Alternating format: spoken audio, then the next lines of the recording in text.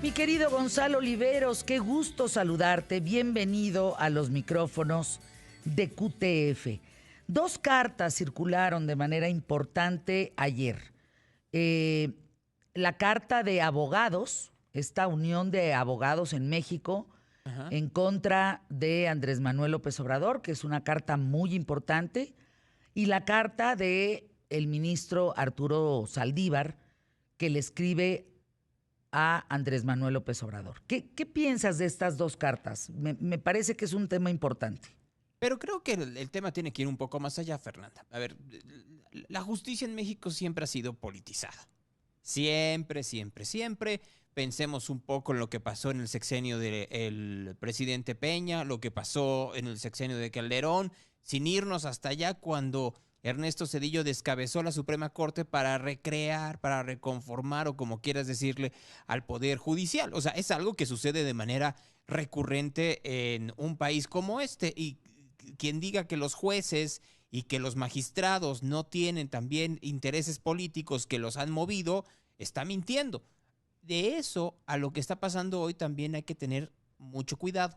Este juez que tiene esta queja por parte del presidente López Obrador, que anteriormente había efectivamente dado u obsequiado suspensiones a otro tipo de cuestiones que que han sido a favor o en contra de la 4T, no hizo nada fuera del reglamento o del procedimiento.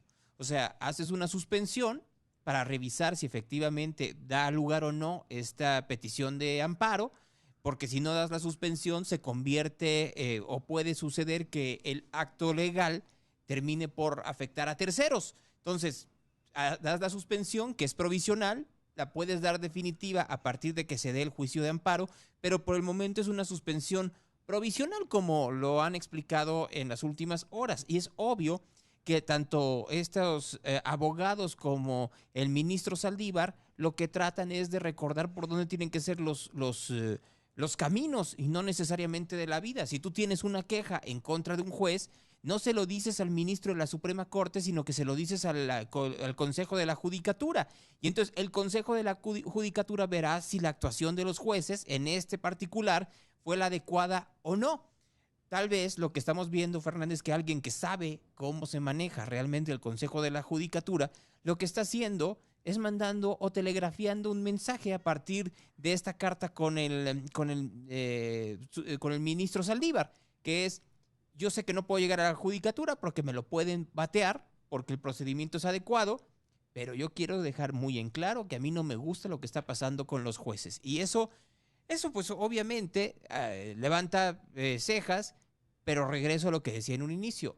La politización de la justicia se da no solo en México, sino en cualquier parte del mundo. Recordemos que era lo que quería Donald Trump cuando se dio el supuesto fraude en contra suya en la elección pasada, que los ministros de la Suprema Corte, los jueces de la Suprema Corte norteamericana, emitieran un juicio a favor de Trump y se rehicieran las elecciones, cosa que no sucedió, pero eso no quiere decir que no lo haya intentado.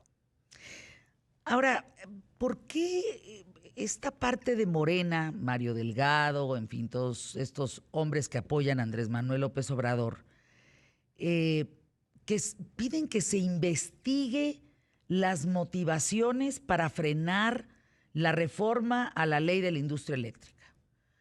Yo te diría, Gonzalo, que las motivaciones son muy sencillas. México no quiere eso para México. Nosotros, mexicanos, no queremos eso para México. Nosotros no queremos regresar a la primitividad. Nosotros no queremos una energía sucia. No es un buen futuro ni para nosotros, ni para el país, ni para nuestros hijos. O sea, no pensar a estas alturas del partido en energías limpias y renovables es un crimen. Es un crimen, es un atentado contra la seguridad, es un atentado contra la salud, es un atentado contra el desarrollo, es un atentado contra todo. Sí, pero a ver, ¿qué es lo que no se Entonces, está diciendo? ¿por qué piden motivaciones cuando las motivaciones, y tanto el ministro como los jueces tienen que defender la Constitución, no a un solo hombre? Y Sí. México no quiere ese plan para México. No es un plan de desarrollo, es un plan de generar monopolios, de volverse nuevamente un país cerrado al mundo, de monopolios. Y esos monopolios al ratito te van a decir, entonces yo te voy a dar luz. Si votas por mí, te voy a dar luz. Si no, no te voy a dar luz. Yo no me iría tan lejos. Yo creo que es una cosa más sencilla. Tienes una industria petrolera que está inundada por combustóleo. Combustóleo que hoy gran parte del mercado ya no está comprando por contaminante, porque es parte de los acuerdos que se han hecho a nivel internacional para evitar que el mundo se siga disolviendo entre la miasma que estamos haciendo como seres humanos a partir de nuestro egoísmo que no es de ahora, sino que tiene décadas. Entonces, la gente no compra combustóleo, los gobiernos no compran combustóleo, las empresas no compran combustóleo y se están reconvirtiendo, como bien lo dices tú, a energías renovables. ¿Qué haces entonces con ese combustóleo en el cual estás nadando? Muy fácil, conviértelo en un combustible necesario para la generación de energía eléctrica. Entonces, dale privilegio o prioridad a la compañía estatal que sigue o puede seguir utilizando combustóleo y deja en un segundo término a los demás. No es ni siquiera una cuestión que tenga que ver con iniciativa privada, tiene que ver con la forma en la cual matas dos pájaros de un tiro. Por un lado, te deshaces o pones en mercado un excedente de producción de un material que ya no quiere el mercado y por el otro, pues obviamente ayudas a tener un mayor control dentro de tus finanzas públicas porque no tienes dinero. O sea, también tomamos en consideración que hoy en día el gobierno de México está pasando y va a pasar por una serios problemas económicos. Y de ahí viene también esta parte en donde Arturo Herrera dejaba entrever que después de las elecciones habrá una reforma fiscal. El presidente matizó el día de ayer diciendo que solo va a ser para que no sean tan engorrosos los trámites, lo cual sería muy bueno, pero lo dudo un poco. Y esa es la forma en donde lo que tratas de hacer es balancear.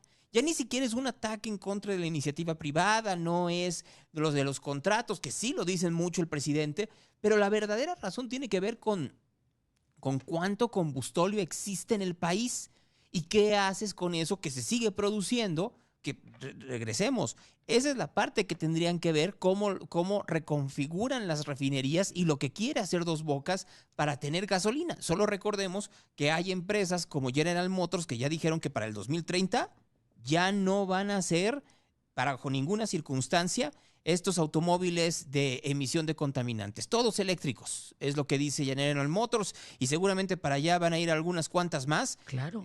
Esperando también cómo lo recibe, esto es una cosa importante, Fernanda, cómo lo recibe el mercado norteamericano. Porque, te soy muy honesto, si tú te das una vuelta por un estado con tal cantidad de producción petrolera como Texas, ¿sabes cuántas bases para cargar autos eléctricos había en un trayecto de 500, 600 kilómetros? Una. Bueno, pasa en México. Así es. Si tú vas Ciudad de México, San Luis Potosí, no llegas con la carga de un eléctrico. Y en el camino San Luis Potosí, a Querétaro. A Querétaro. O sea, no llegas. Y tampoco hay cargadores rápidos. O sea, hay cargadores de 3 horas. Así es. Pero un cargador que en media hora tu coche ya esté, no existen.